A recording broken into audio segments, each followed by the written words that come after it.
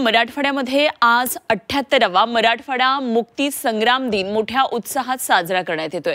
छत्रपती संभाजीनगरच्या सिद्धार्थ उद्यानमध्ये हुतात्मा स्मारकावर वीर हुतात्म्यांना वंदन करण्यात येत आहे आणि त्यानंतर मुख्यमंत्र्यांच्या हस्ते या ठिकाणी ध्वजारोहणाचा कार्यक्रम पार पडणार आहे। दरम्यान मुख्यमंत्री समृद्ध पंचायत राज अभियानाचा सुद्धा आज शुभारंभ केला जाणार आहे। स्वातंत्र्य सैनिकांच्या प्रदीर्घ लढ्यानंतर हैदराबाद मुक्ती संग्रामची परिणती झाली आणि 15 ऑगस्ट 1947 इंग्रजांची राजवट संपली आणि भारतात स्वातंत्र्य मिळालं। तर 17 सप्टेंबर 1948 ला हैदराबाद राज्य निजामापासून मुक्त केलं गेलं।